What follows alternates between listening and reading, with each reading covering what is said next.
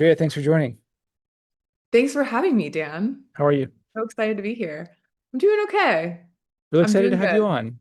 Thank you. I saw your show recently at Kravets Wehby. I thought it was a beautiful show. It struck me in a very familiar way because I think we can come from a similar background in terms of both coming from Indiana, and there was this sort of perceptual, not that there was necessarily, I guess you could say there was like an Indiana style of painting at the time. I don't know if there still is, but you were familiar with the people that I studied with. They were coming from Brooklyn College, who studied with Leonard Anderson, who was indeed a phenomenal painter, just very perceptual and very much painting from life and Mhm. painting figures and interiors and still life and things like that. I really enjoy that you paint often from life, mostly from life.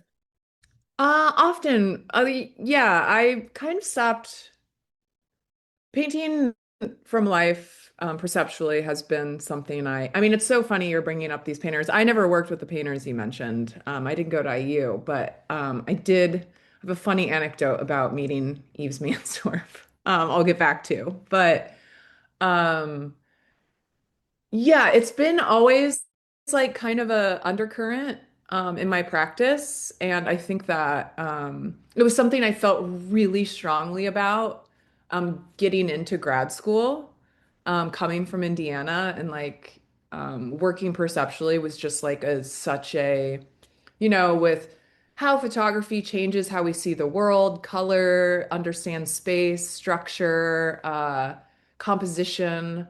Um, like I could just even sense when I was younger how differently things my paintings were when working from life, and I was like really committed to doing it. And that kind of became it kind of felt more rigid when I got to grad school. It's also more time consuming if you're not like if you're committed to working from life and you're working on self-portraits and like these kind of allegorical spaces, which is what I was doing in grad school and undergrad at the time. Um, it was something that I kind of let go to explore other things and experiment, but it's always like every time I come back to it, it kind of feels like home. Feels that's where I feel the most connected with my body and my environment and painting. So, um, it's nice to, because I also work from photographs and my observational practice is how I've learned to translate photography into my own painting structure with a lot of working from life and a lot of practice, a lot of failures, some successes. But yeah, working perceptually is a very important part of the things that I'm doing and the conversations and structures I'm building in my practice. But it's funny with when I was an undergraduate in the middle of Indiana with no aspirations ever to be an artist in New York, I thought artists who went to New York were crazy to do so. I still kind of think that, honestly, but here I am. Uh, Where'd you go to undergrad? I went to DePauw University, which is in Greencastle, Indiana. And it was a very small program with incredible amenities. Peeler Art Center at DePauw. It's beautiful. It's actually the same architect who did the new Tyler building in Philadelphia. Um, just a beautiful space. I loved being there. And I was like working on this big self-portrait and I was like so upset. I was like alone all the time, just in the art building. I'm sure all of us painters, art kids can relate to this.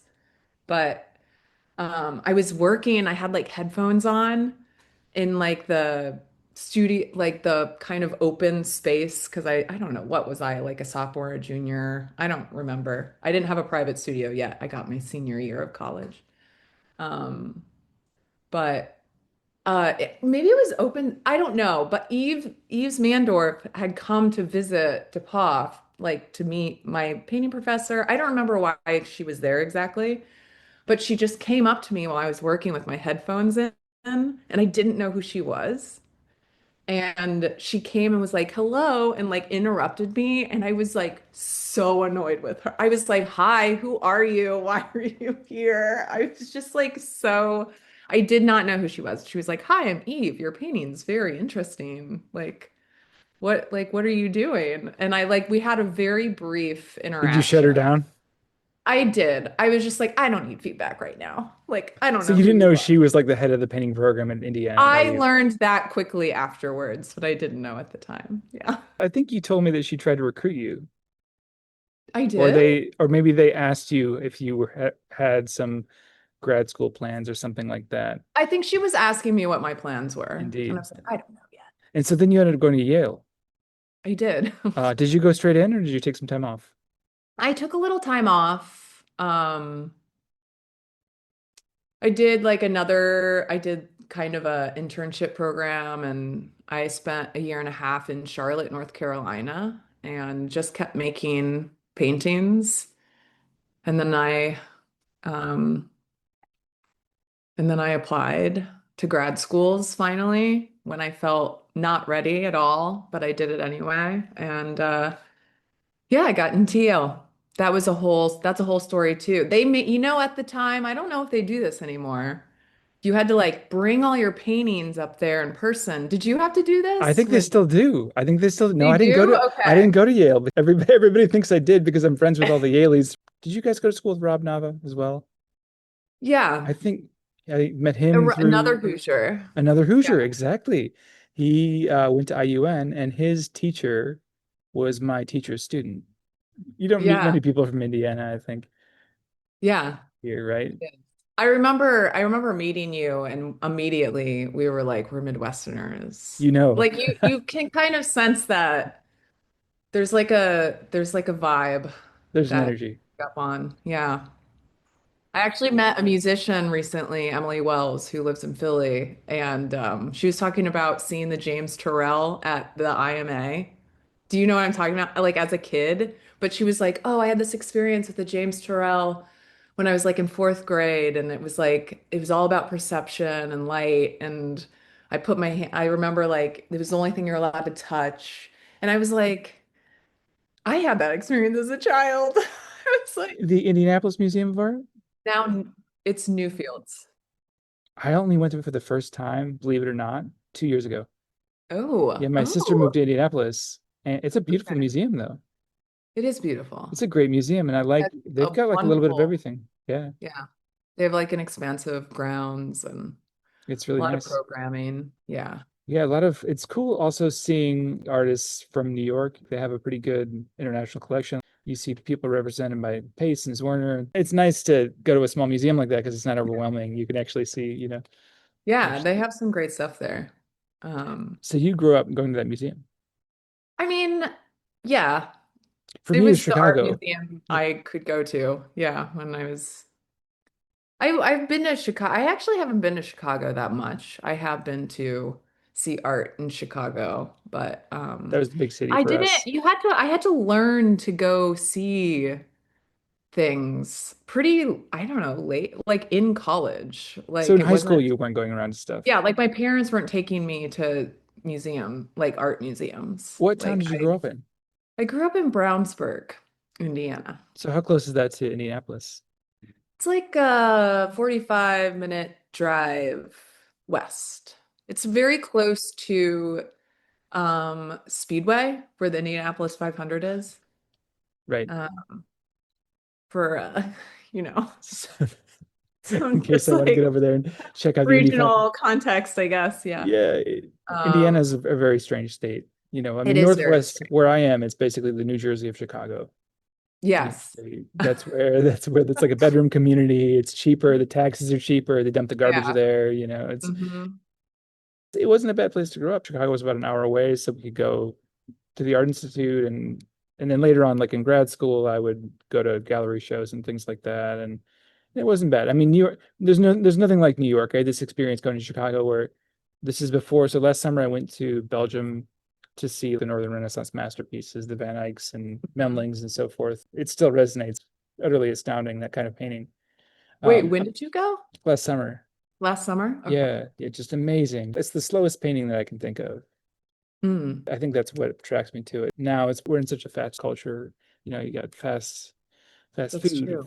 fast fashion, fast art. Well, everything is consumed so quickly. Yes, On to the next thing. on to the next Yeah. thing, exactly. And how do you think about that in terms of your own practice? It seems like you have a really good way of managing a slow kind of painting with it's still being engaged with the technologies of the day, social Attention. media. Yeah. Yeah. Yeah, I mean, I think a lot about um I mean, it's a great question. I'm like, how can I get my hands around it? Hold on. Um I am like a bit of a I really love moving on, like running on momentum, and I love movement. I really enjoy going outside and like moving from place to place to and working in different places. It suits my personality, like putting my body in a space and like painting there. And it takes a certain kind of speed and momentum if you're going to work outside in the landscape. Um, to, I mean, just the way I choose to paint alla prima, right? So it's like there is like a very kind of immediate, responsive, attention happening that is extremely exciting to me. So just a And side note, for those who don't know, alla prima means all at once, right? yeah, it's like wet into wet painting. Yes. Yeah, it's like the yeah, art nerd. Um, but it's so just in terms of like thinking about speed, it's like a different kind of speed of like the kind of eye-hand coordination and this for me, it's more of like an authenticity and sincerity of touch, um, and connection, uh, versus like consumption. But I do like to play with those different kinds of things that are obviously happening in our visual and image culture, both in the art world and otherwise. So. I have my selfie project as well that is more directly having conversation with how we consume, how we like share images of ourselves for specific reasons. And, the technology we have makes everything fast and easy and convenient, um, which, for better and worse, has changed a lot of the ways that we understand our world and ourselves and each other and like how images are made. And um, this kind of reintroduction of like duration and attention to a lived experience, like looking at yourself in a reflective surface or looking at an image someone snapped uh, and sent to me. Um, What is your selfie project? um, My selfie project it was like for a long time a secret thing, that, like kind of just like a little cheeky erotic secret practice that I had. Like when I was in grad school, um, I felt very overwhelmed. And I kind of like shrunk down and started painting on tiny pieces of shellacked cardboard, which is a surface I used by Bonnard and Vuillard, and it's like a plein air surface historically. It's not precious, it's lightweight. And I just want to say I painted with like this guy Dylan Critchfield Sales who like gave me some, and this is how I learned about this surface. I used to Um, love like painting shellac paper. mhm. There's I something don't nice. like shellac paper very Really, I much. like the how Yeah, I like absorbent. cardboard better. Interesting. I never tried I it. like yeah, oh, I'll give you some. Yeah, I'd love some. Um, Let's do some plein air Let's painting. do it. I would love that. But in grad school, I just started painting. I asked only women at first. I was really into like representations of women in different ways and engaging in conversations and histories of painting in this way. But I was like also became in grad school very aware suddenly. I'm like, I am from a different region of the country and like how people see me and how, um, like my relationship to this art world I had suddenly become a part of. And felt really resistant to like monumental, like kind of in like I started thinking about like who are the audiences for these things that we're making. And so I just asked women through Facebook because we didn't have Instagram barely yet at this time. I asked like women like that, like from my high school and whatnot. Like I just asked people to send me images of things that they felt they were documenting because they felt a strong feeling about.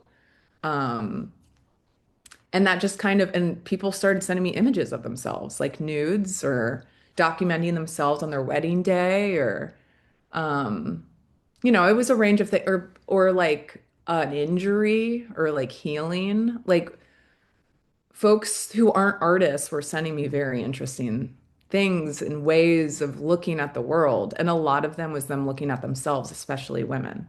Through And this new I thought, technology.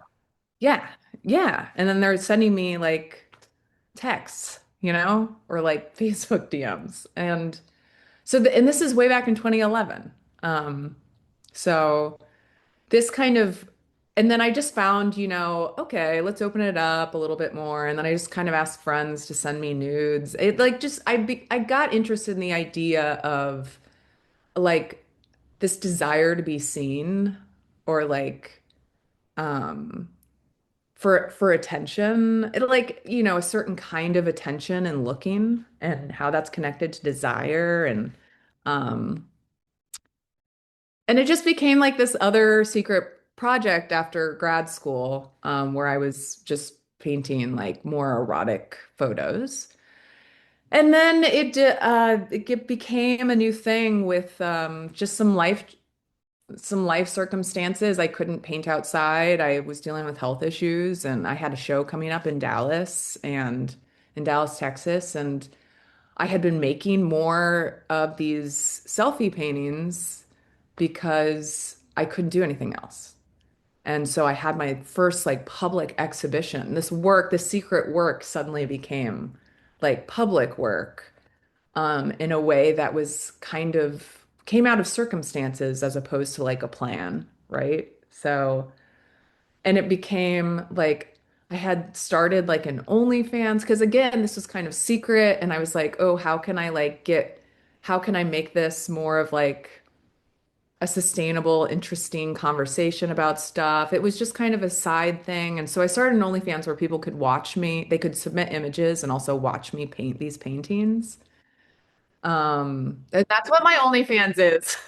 People watching me paint, which, That's great. there is an erotic charge and it's weird. And I'm trying to figure that out. It's complicated, the OnlyFans angle on things, but it was something that became a platform when it was less of a public thing. And now I've been trying to figure out how to manage it moving forward. But yeah, so the selfie project is essentially where I ask consenting adults to send me self-portraits that they take.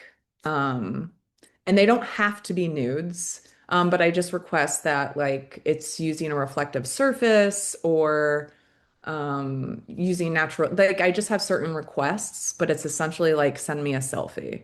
And it became called a selfie project because I got censored on the internet for using other language like nudes.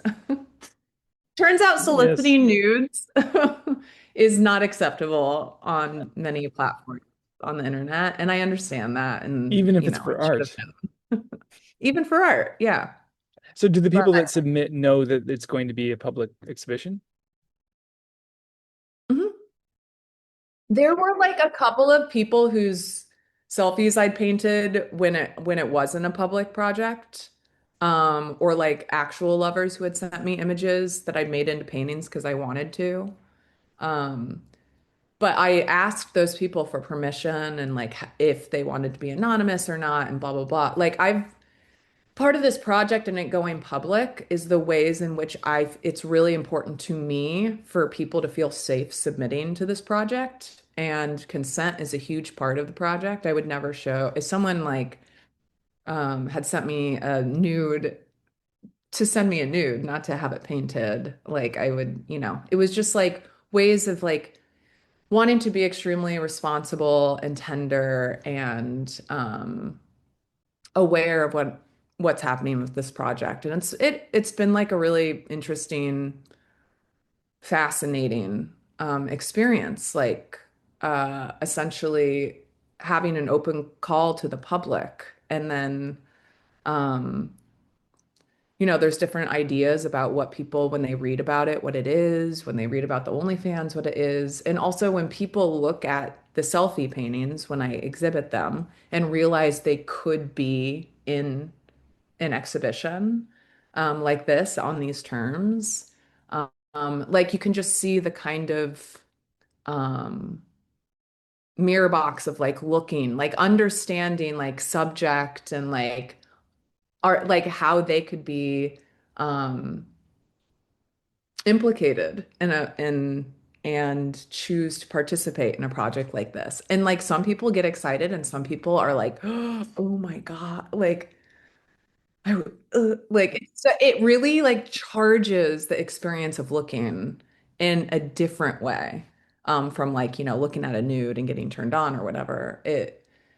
To understand that you could be looked at is just by choosing to send me a selfie is I think like that kind it's of seeing that realization play out has there's a lot of different charges and it's yeah. it's it's been fun, but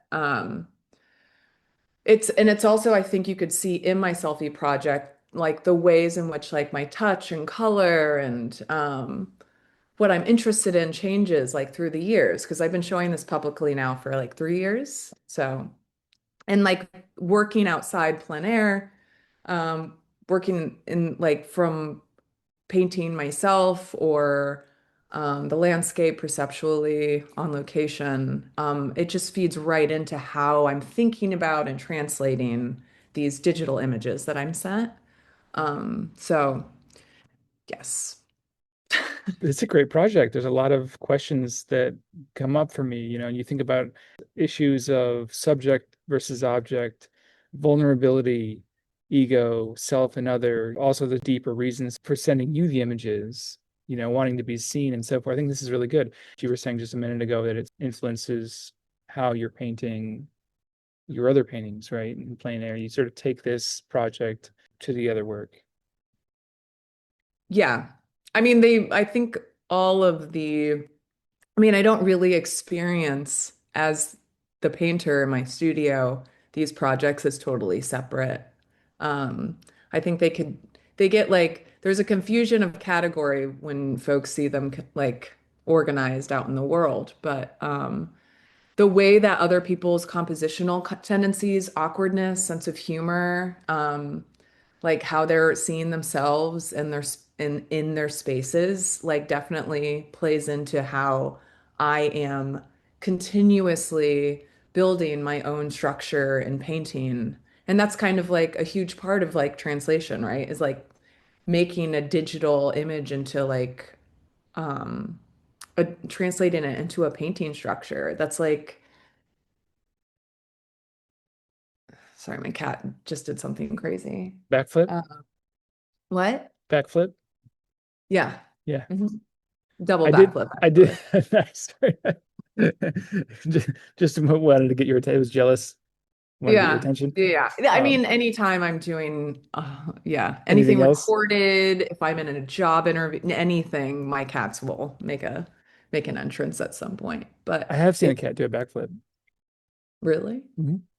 Yeah, in real there life was yeah or in in real a life. video. No, in real life. I miss painting from life, specifically plein air. I used to in undergrad and then in grad school a little bit. That kind of painting was kind of beaten out of me a bit. That's what happens, And right? It become like um I feel like it's quick, like it's treated as a kind of traditional, conventional, very hobbyist. Like I've seen and experienced many conversations, and I felt the same. I started feeling the same way about like going outside and painting is such a pleasurable, like you're a it's Sunday not painter. yeah, it's a Sunday painter thing, or it's like a little pedestrian. It's a little, anybody could do it or whatever. And I think it's beautiful. Like, I'm so committed to the ways in which looking at the landscape and understanding color and space and atmosphere, is just so important in how, obviously to me and how I see the world, but also just, I've had many conversations with people who don't paint from life and never in the landscape, certainly. And I'm not trying to create a hierarchy or anything, but like we were like looking at a painting I made of a sunrise, and this painter was like, I don't, it was, or this artist was just like, I have no idea. They just looked at it and they were like, so you paint from life? Like they just don't care.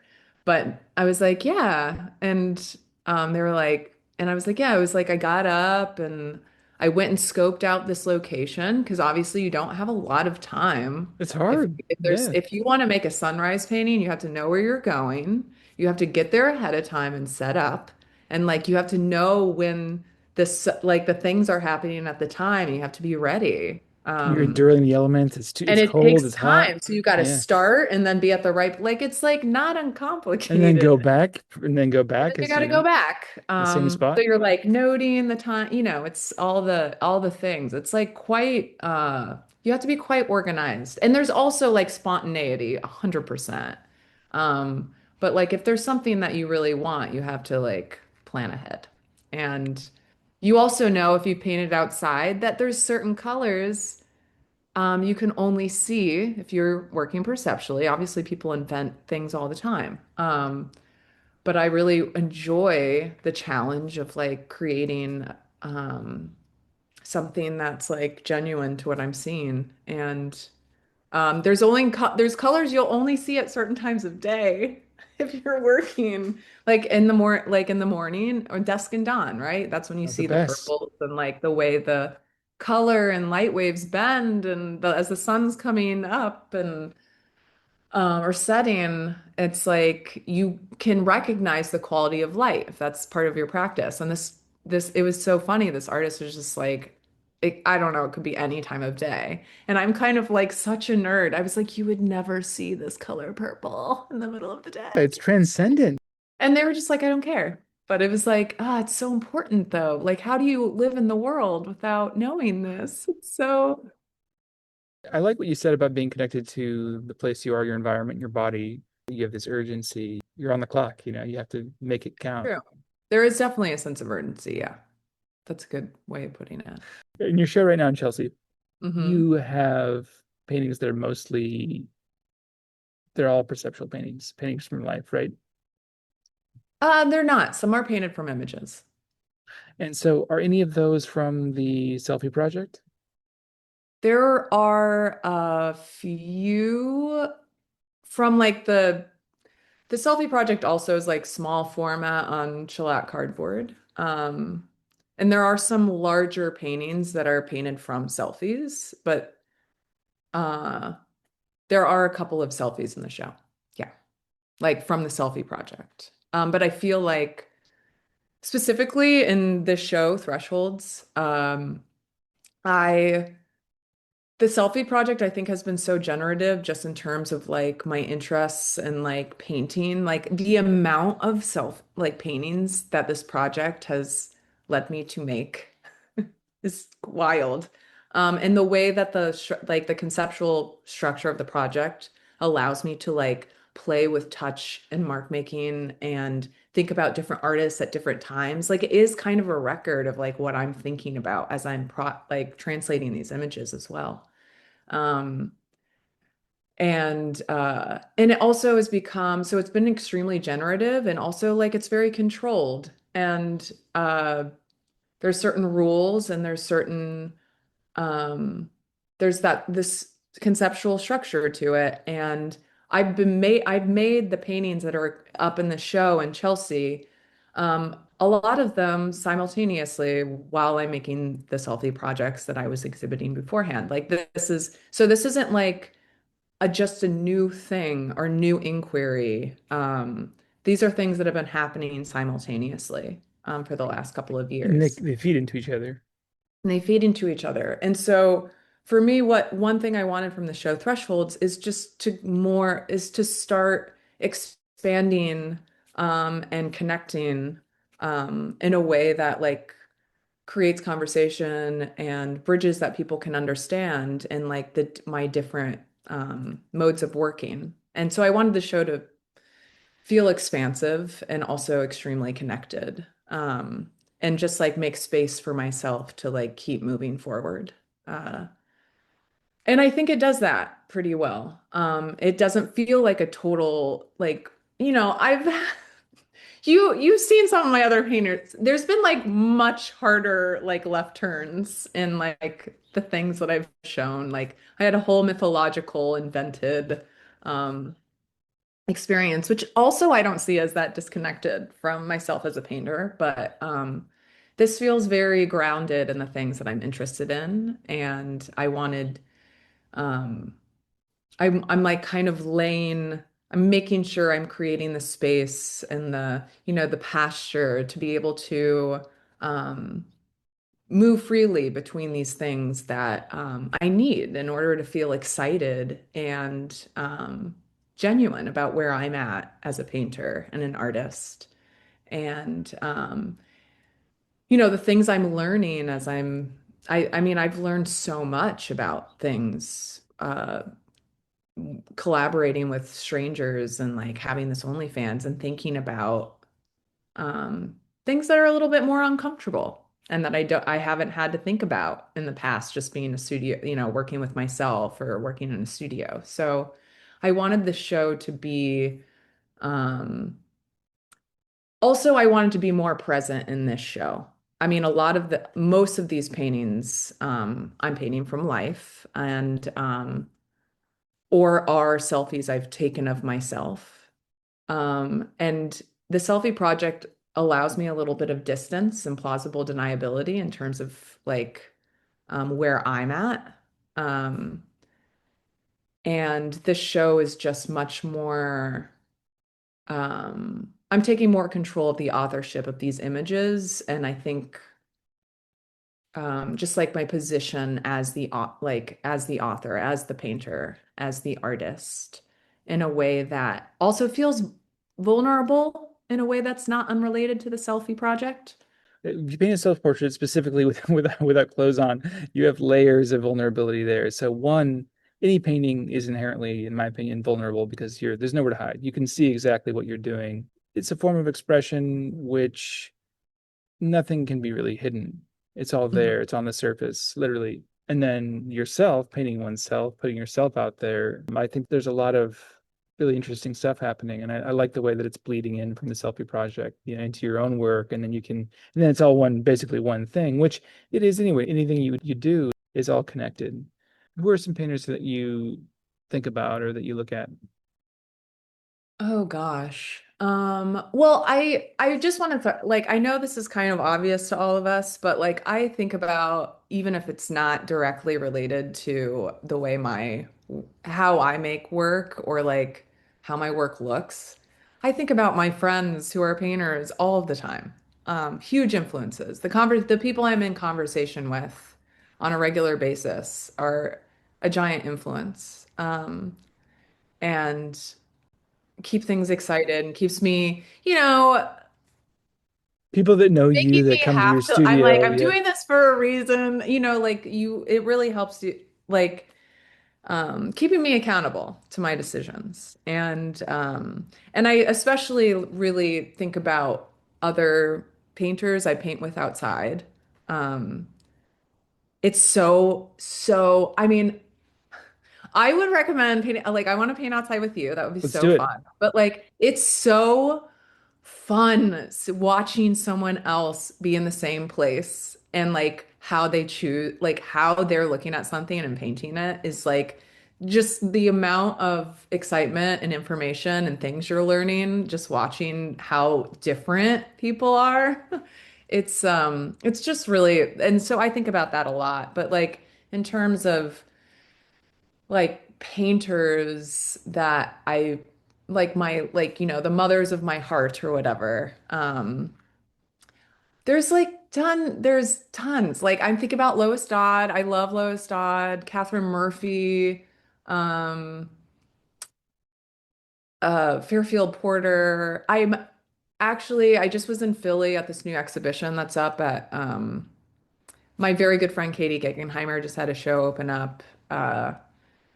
At the PAFA Museum there, and there's like this exhibition of the half a collection that is up right now. And like I've always loved George Bellows. And I always like I just there was a bunch of Bellows paintings up in this, and I just think he is so perverse and like nails it. I love his paintings. I think about them a lot.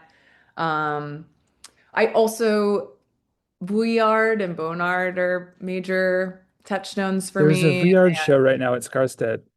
I don't know Yes, if I know. you've I've seen been a it. couple of times, of Whoa. course. Yeah, I that is pure love poetry. those paintings. And also like the way I like going to the Vuillard show and seeing, because he also works at a very intimate scale and often on cardboard or panel and similar surfaces, warm um, paper surfaces. And yeah, that show is incredible. They're alive, And those paintings. I feel so fortuitous to have my show up at the same time as that show. I love it. Right down the Um, street, right? I know. Amazing. It's it's great. You're in good company. I feel very happy about that, and it is a beautiful show. Um, and yeah, just all the I think about lots of like I actually like you were talking about just going and seeing these northern European still life painter like the you had your little sojourn last year. And I just went to your pilgrimage. Exactly. I just finally got to Spain. I went to Madrid in March for the first time. I've never been to the Prado Museum. And it was my first time. Oh, and like I've always loved Velasquez, Las Meninas. Speaking of like translating like images and experience and translation and my commitment to like looking at things from life, I feel like this is very on topic, Yes. which is that I've been seeing reproductions of so many of these paintings we just mentioned for most of my little artist life, being growing up in Indiana and Yeah, not you haven't having actually access, and seen then the even painting. being in New York, I've never seen them in person. And Las Meninas, for the audience, I guess, I'm sure anybody listening to this podcast knows what this is, They'll but know, yeah. it's like it is very much a painting about like authorship and like status and looking and like how Velasquez is Oh positioning my himself, God. An but early also selfie. the absolute, yes, it's like, but it's like, anyway, I thought I was going to go and be somewhat underwhelmed looking because I've just seen so many reproductions and thought about it and read about so many essays about it. You just think I just thought I was going to be underwhelmed, and it just like knocked my socks off. I have no idea how he made that painting. It is amazing. It's like it just gives it, you're just like, he's looking and then behind, and then where am I? And then there's someone over, and then the mirror, and then the king and the queen, and then where is he looking at the princess? Where's she looking? Is she looking at her mama? It's just like insane.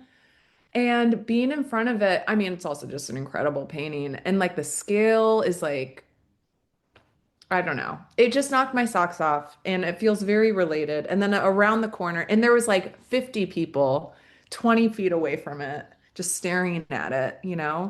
And I just like got up because you can get right up there. It's crazy. I just like got in front of this massive crowd of people and just was like, excuse me, get in and looking at it. And I'm like, gosh, he's so good. And then, but it was like kind of uncomfortable because I was in people's way. And then just go around the corner and there's the spinners, right? Is that what it's called? Am I forgetting? Do you know what I'm talking about? It's the Velasquez painter or the Weavers. The Weavers? It's like right around the corner, and it's like a very like it's also another very complicated there's The like spinners, yeah. forgetting.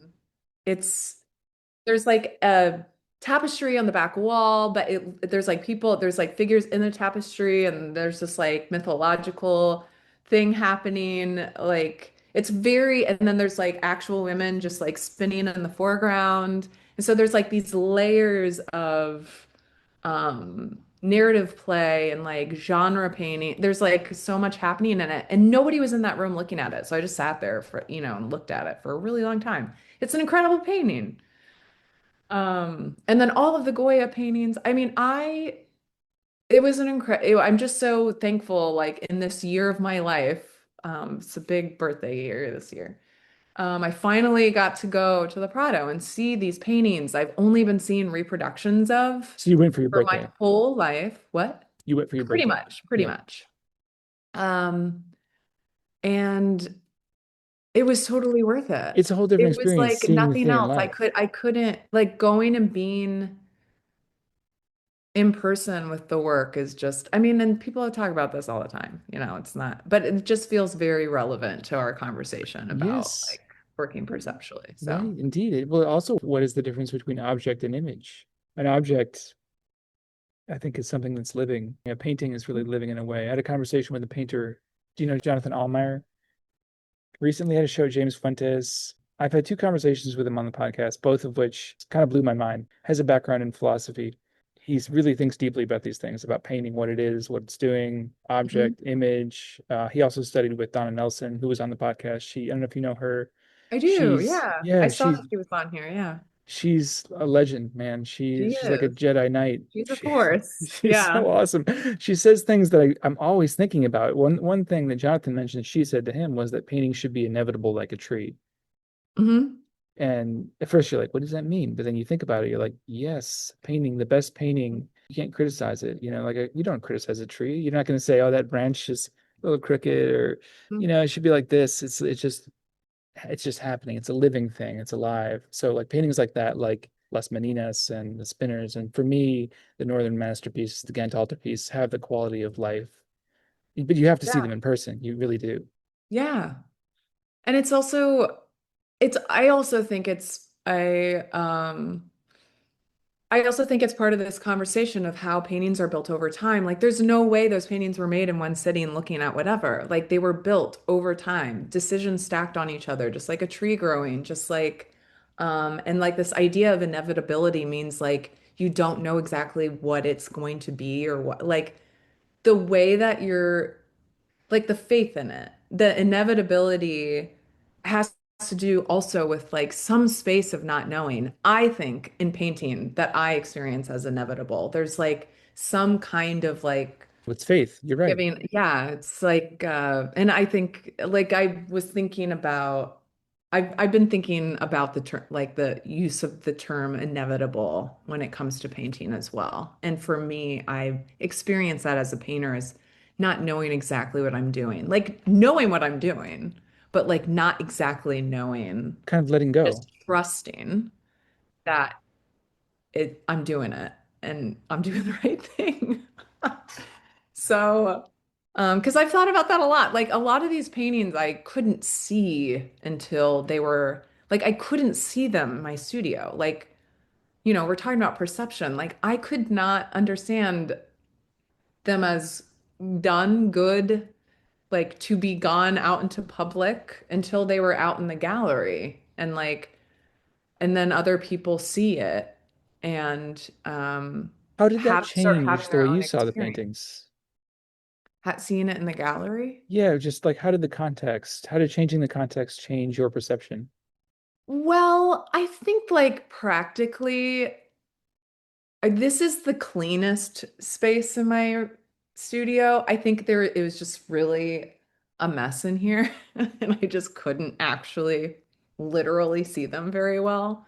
Um, but and like this is kind of embarrassing, but the lighting isn't great in my studio either. So it's always a little transformative seeing your paintings recontextualized in a clean space with good lighting, if that's not something you're used to. But I think it really is just part of again releasing control. Um, and so when it's up in public in this other space, it's just psychologically a different space that suddenly everybody has access. Like suddenly you're sending your children off to college. Like you don't have control over what they're going to do anymore. And so, And I also just think because a lot of these paintings are obviously I'm making them looking at something, and I know how I had to structure them within paint. But how people are experiencing them as images and how they implicate the viewer. Because, like, it's different looking at a painting of a self-portrait that's painted from life than looking at a selfie with a phone. Like, we understand the difference between that. And so when you see me painting myself, it's kind of like I'm just looking at you while I'm painting me. Um, is a different dynamic than the selfies. And like, and so seeing that play and the different ways of like how the viewer is implicated or how your body is located in the looking. Um, it's just a different, and it's something I don't, it's very permit, like, it's just something I don't have control over anymore. And it's like, It's another layer yeah. and another And level it's to like it. it's a part of making art and like showing it. But it's also what I mean when I say, like, since I think a lot of these paintings are me, um, I don't know. How does one see we cannot see ourselves, you know. We No. can't see You ourselves can't, it's impossible. actually.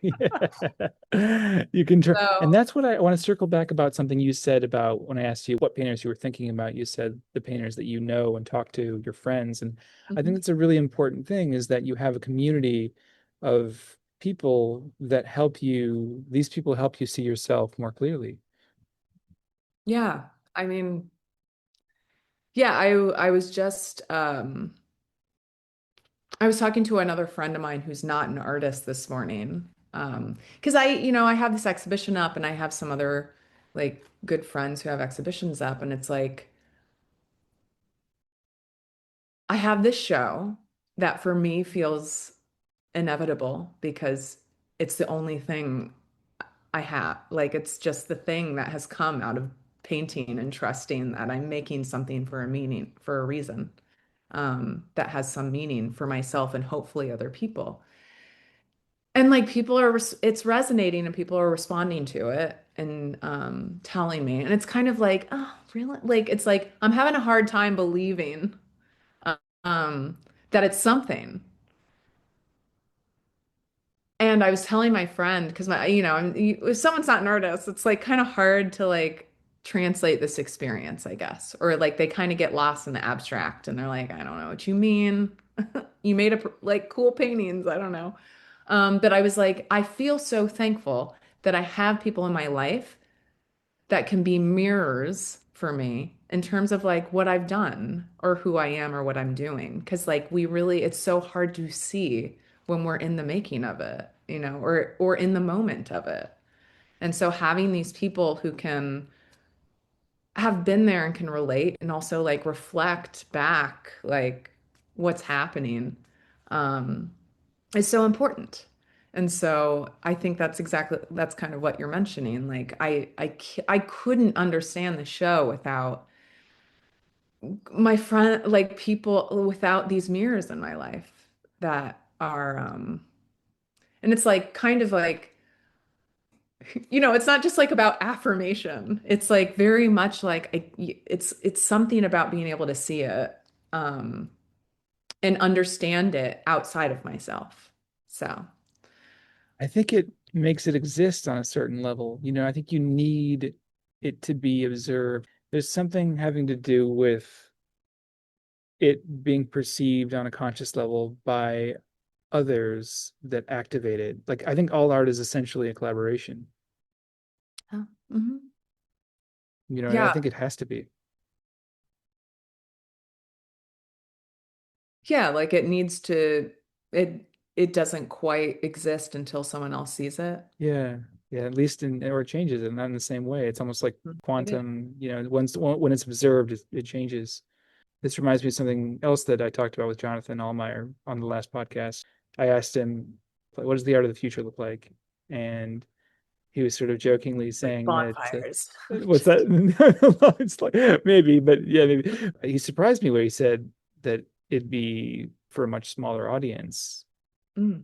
Just hypothetically, if things are more local, you're doing things for your tribe, for the people around you, and then the function changes. If you think about what art Hmm. was when humans were developing as a species, what it was for.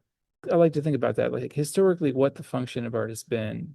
You do things for your friends and for your family. We're still kind of doing that, but I think in a real way, instead of thinking about making these things for many, many people you don't know, you think about making things for a smaller amount of people Right. Well, I mean, I you do can't know.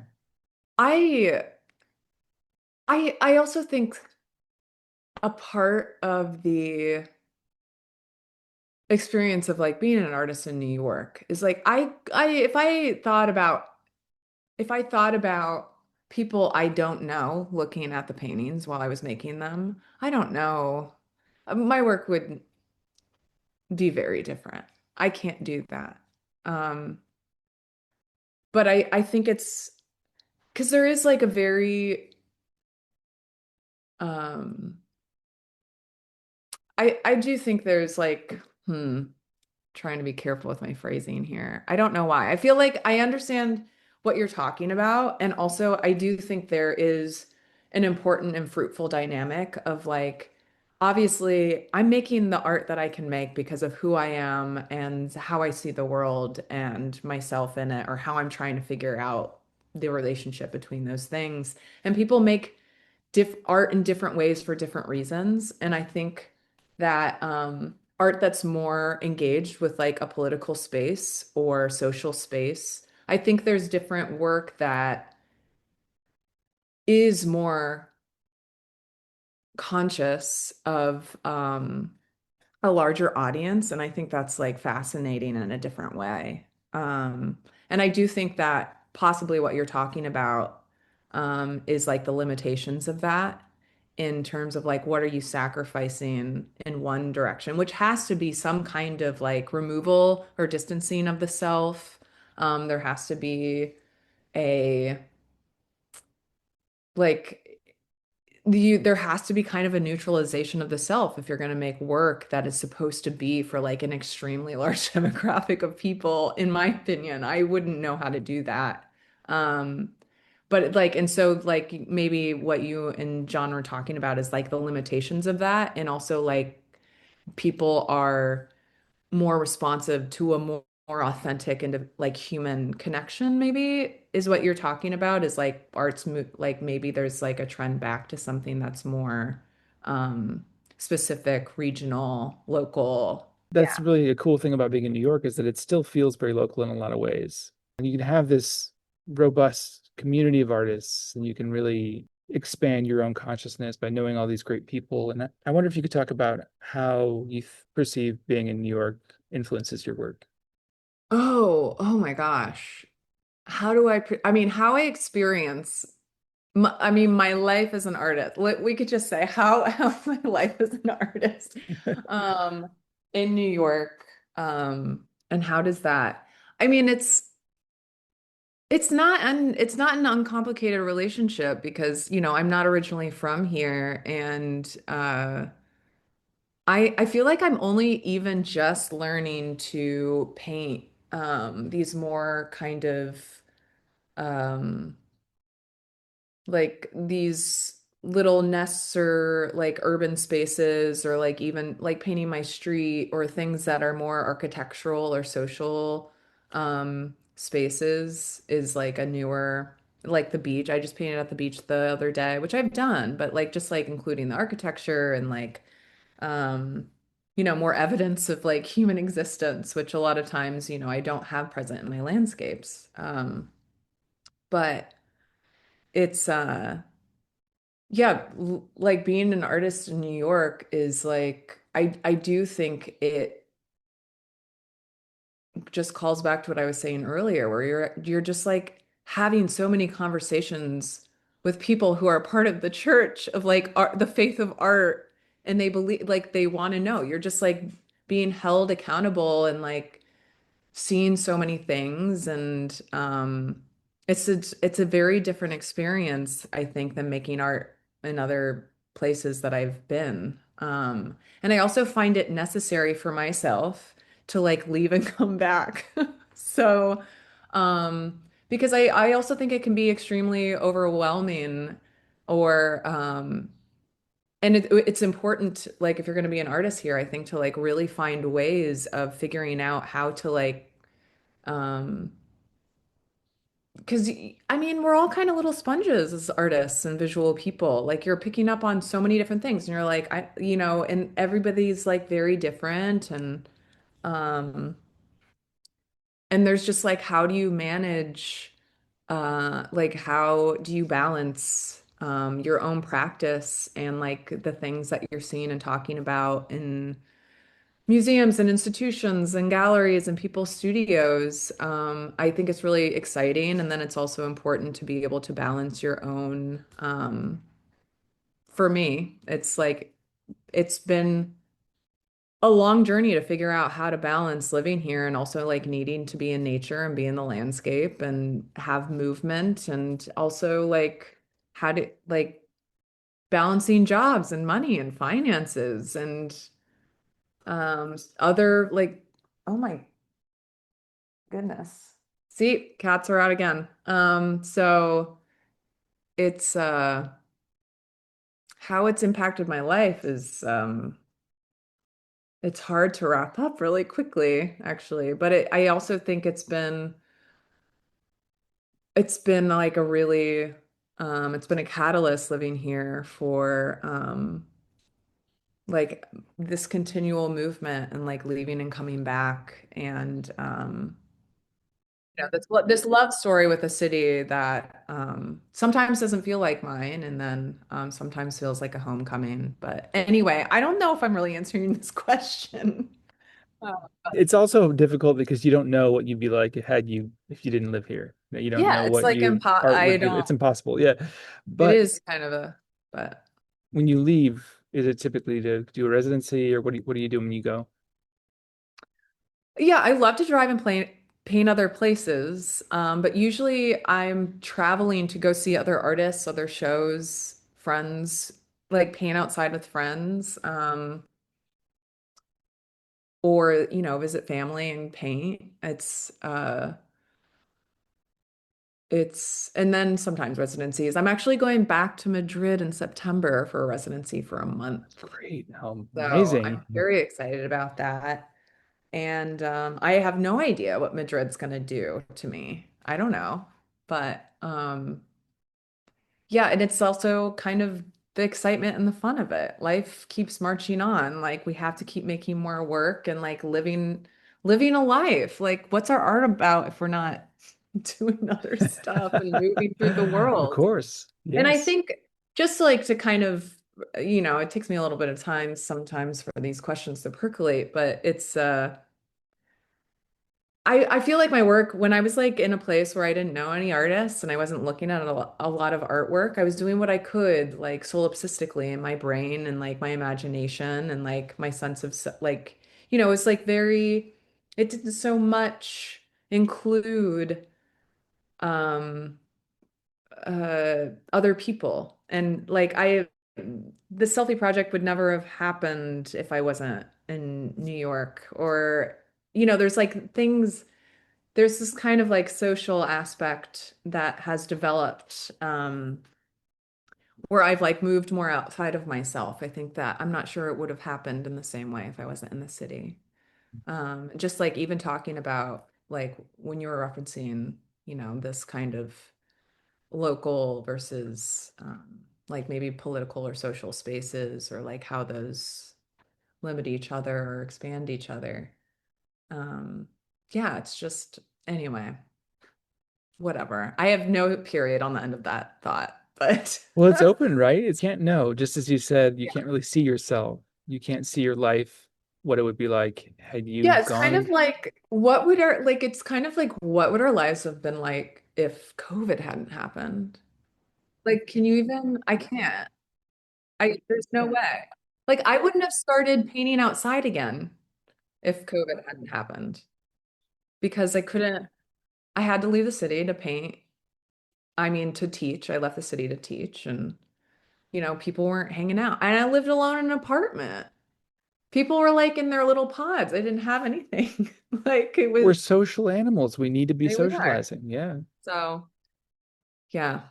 As you said with like sponges, I always say that consciousness is permeable, I think we just really absorb whatever kind of quality of consciousness is around us. So I think it's really healthy to be in a place that's very artistically and in every other way diverse. Being in New York, you're not so rigid in your perspective. You can question what you're doing, who you are, your artwork. And not only that, you have other people looking at it and asking you these questions. I had somebody come to my studio recently and they said one thing. It kind of like shook the whole thing up in a way that I was very, it wasn't like anything negative. I've been doing a series of paintings that are based on historical paintings of the Annunciation. And he came in and he was like, it's a religious painting, huh? And I was like, oh, is it perceived that way? He's like, yeah, I thought you might, because he knows that I'm a meditator and interested in Eastern Hmm. philosophy and so forth. And he's like, I thought you might work in some more Eastern themes. And I was thinking about this for a couple of days and really chewing on it for a while afterwards and thinking, yeah, he said one thing, that one comment made me realize that this series that I'm doing now based on the Annunciation is coming to a close. And I can see something else coming up, which is maybe less specific in terms of where the imagery is coming from. Yeah. If there's one thing I think about consistently is specificity in terms of color. You can be very specific with color. Doing something with it, being very specific with it changes the whole way in which it's absorbed by the viewer or you or how you use it, or the imagery to everything in it, everything in a painting. I think the more specific you get, the more interesting, in my view, it becomes. By more specific with color, do you mean like the color structure of the specificity of the relative color structure within a Yes. painting? Yes, exactly. Exactly right. The term architecture, if you think about like what is the architecture of a painting? Color is really kind of like the foundation of it, right? It's like the framework. Any color, I guess, is kind of like, we have like symbol, like you say red, we all have like kind of a symbolic reference in our brains a little bit for these things. But yes, you and I probably both know very well that color can be extremely. So if someone's like, oh, that car's green, it's like, is it cool green? Is it warm green? Dark What kind of green, light green? green? And what does that Um, green do? What's it doing? Is it a yeah. green And like we that's got to put it next to something else. So it's like, I mean, since I mean, I'm sure also, yeah, I haven't seen your recent paintings, but I have seen some of your work, and there is like certainly like a certain kind of like, there's like a constant relativity play happening in a lot of the work that I've seen of yours, of like you see like temperature shifts and value shifts in relationship to each other in like different directions, and it does all sorts of things optically. And then there's like kind of this like spiritual resonance within there, like that's this exactly. meditative resonance. Yes. And where it kind of like slows you down as you're seeing these things. And also it can be read like when you do it well, I think people like don't really think about how specific your choices are in terms of the color. And like I think it becomes inevitable, right? That's it. Because it's like there's nothing and I think because of I think it's inevitable in a different way from my paintings, but it's like something that like there's nothing really awkward or like it's like much more like it becomes inevitable. It's like you've never seen it before, but it is like you wouldn't expect it to be any other way or something. But there's also like what you're talking about, we were talking about, perception or like related to all of these things. It's like you couldn't tell what you were doing until someone else saw it and like gave you some feedback. Like I feel like that is like part of and then you decide to take it or leave it or like disagree with them or agree with them. But it is It's part of precious. yeah. It is just precious. To have somebody. The other day I was doing a design.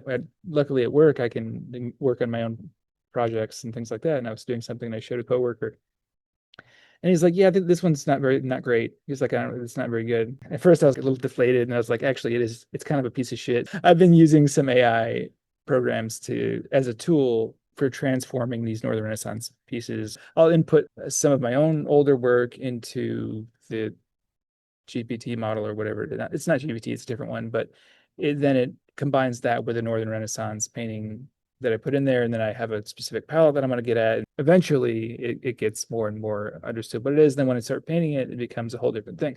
But this initial painting that I was about to start or thinking about starting, it's the last one in this series, of the United Stations series. And he was basically called me out on, like, he's like, yeah, it's not good. It's not great, man. I'm sorry. But to have people that will tell you what Yeah, they that is, think is so great.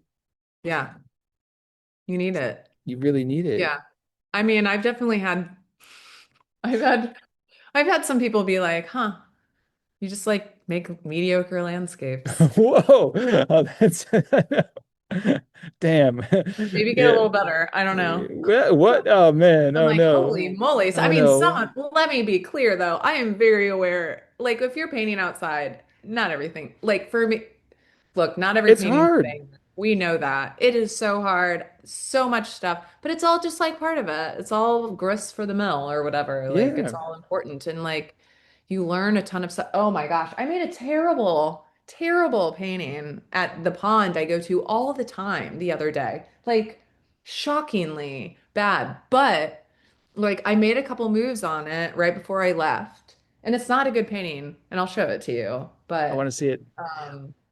like if there's like a thing happening that makes me remember the struggle Yeah. and and like if they're man, painting is a humbling thing for You got to sure. know what But not to do. I was just like I like a thing happened. It's just like almost a notation or a drawing, but like I keep looking at it and just being like, huh, that's another way. Like it's just like it's like a different I don't know. It's bad, but it's just part of I'm really interested in seeing this painting now yeah. because I want to. Here, Yeah. I'll just like show Let it. me see. Yeah, I can't wait for your reaction to be on this. I mean, it's just like horrible. Do you see that? I've seen worse. I've I've seen seen worse. worse. That's not Yeah, terrible. That's it's not like terrible. You the ever best watch? thing. You can't really tell. Like the best thing is just I like like the this sky. Actually, the one. sky. No, no, that sky too. That sky moment in the sky and the trees. Yeah, the bright. Well, I was The blue like, coming through. That's good. yeah, Yeah, you could go back it's on it. You could not work on it good. more.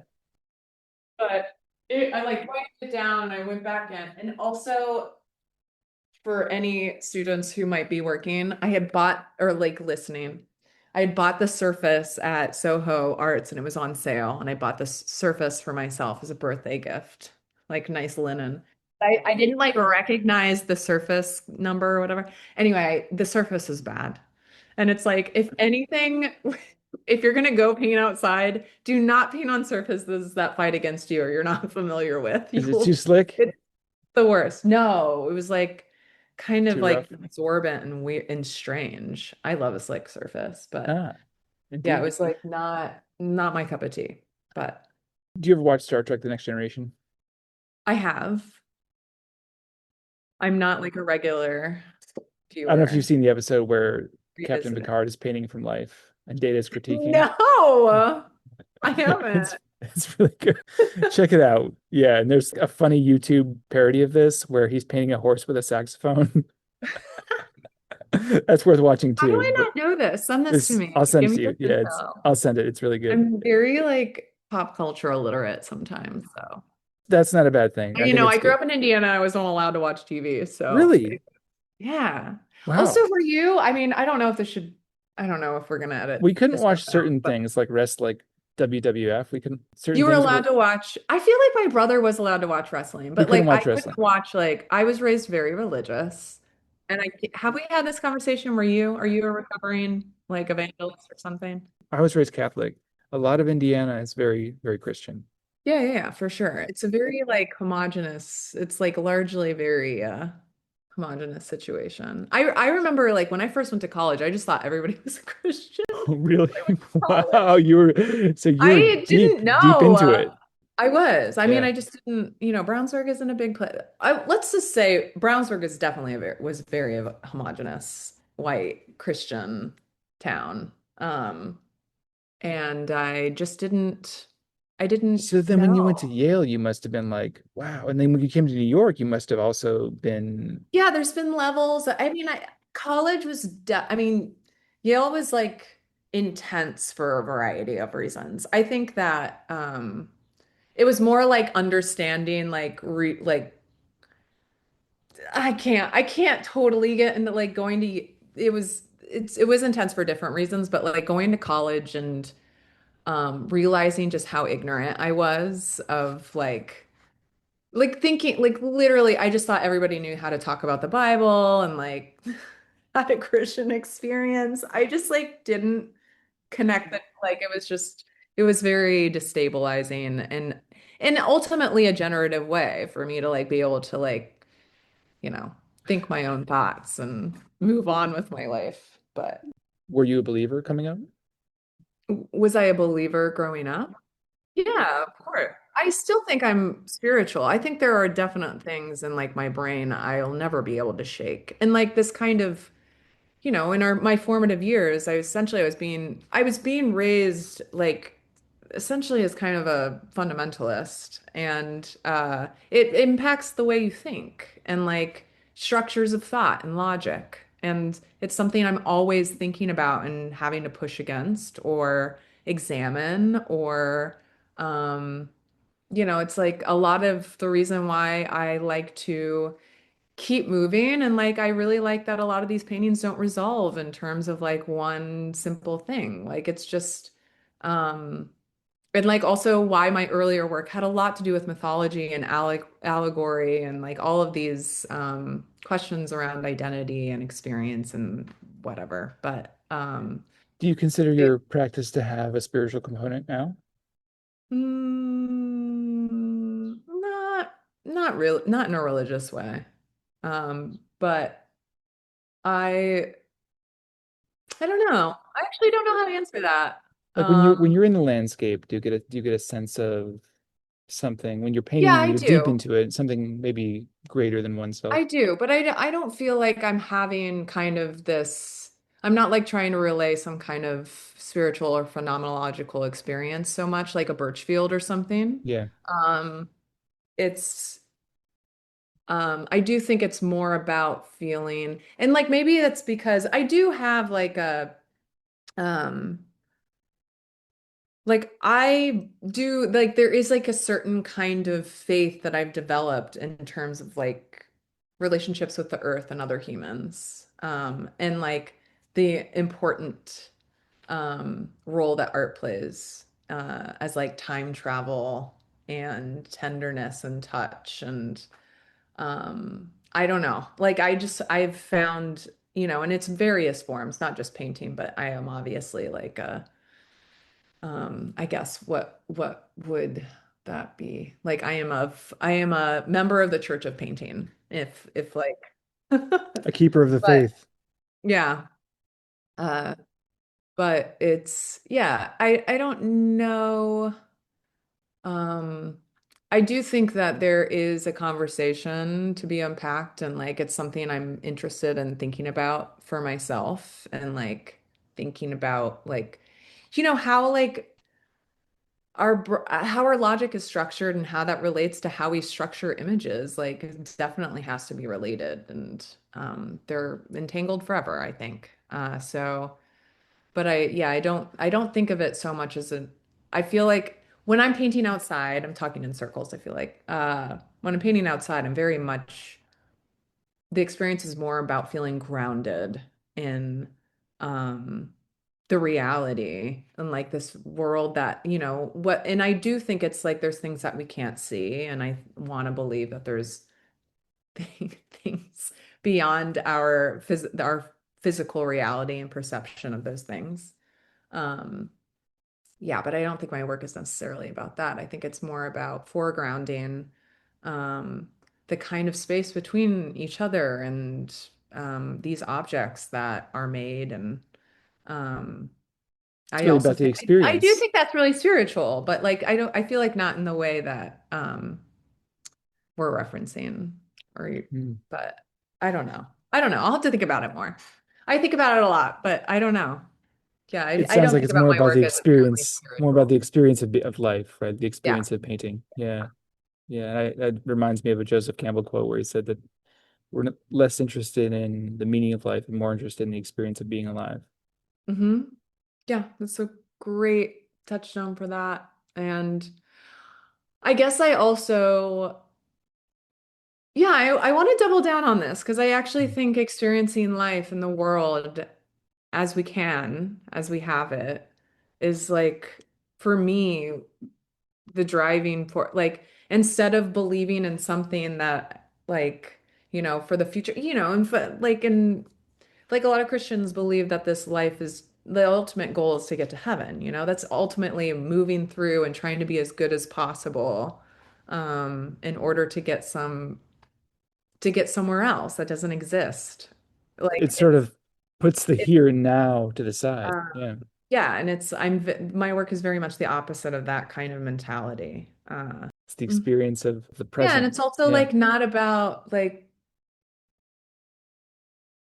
yeah, I don't know. Spirituality doesn't have to be about like morals and whatnot. I feel like we're like really hitting the spectrum here.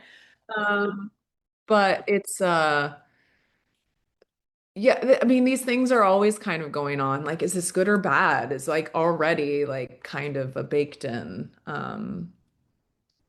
Like ultimately maybe I don't know. It's like this kind of moral approach to um experiencing life. I guess I'm just questioning that actually in terms of like categorizing things as like good or bad. And I think with like in terms of like talking about sexuality or imaging it or like pointing out the nuances of these like things that are like not just so they're not two-dimensional. They're complicated. They are change. Like these objects as paintings as they exist in the world keep changing. They're promiscuous. It's gonna depend on who's looking at what when. And that's true for anything, your Northern Renaissance paintings and like Las Meninas. It's like, who are you when you go see that? It's gonna change every time. And I think those are really spiritual experiences. And so yeah. Yeah, yeah, yeah. The spirituality of day-to-day life, sure. Yeah, it's the here But and now. the here and now. But like living life, yeah, I really uh yeah, it's interesting to think about it in those terms. So, Mm, beautiful. I think mhm. that's a good place to stop. Is there anything Yeah, else? let's stop. My Is there God, anything we got else? all the way to religion. Wait, no, we did. I think we covered all the bases. Is there anything else Hmm. you'd like to add before we go? Um, I don't think so. I don't think so. Do you have any other questions about the show that's up right now? People should see your show, and that's up until it's at Kravets Wehby in Kravets Chelsea, Wehby on 21st Street in 21st Street in Chelsea, Chelsea, in Manhattan, in Manhattan, in New York City, until May 2nd. Closes on May 2nd. Hmm. May 2nd. So people have a little bit of time to see it, and Yes. they absolutely should because it's definitely a worthwhile experience. I really enjoyed it. Thank you. Thank you so much. And also, but I do just want to say that I'm gonna have a bunch of like there's not a lot of selfie project paintings in this show, but I'm gonna be showing with two galleries in Nada coming up in mid-May, where there's gonna be a lot of selfies in those spares. And maybe some That's other great. stuff. So Nada is in So New York, right? yeah, the New Art Dealers Alliance. What are the galleries?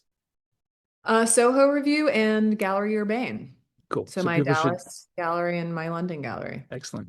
Yeah. Excellent. Thanks again for doing this. Also, I really Mhm. appreciate Thanks for it. having me on. It was really fun.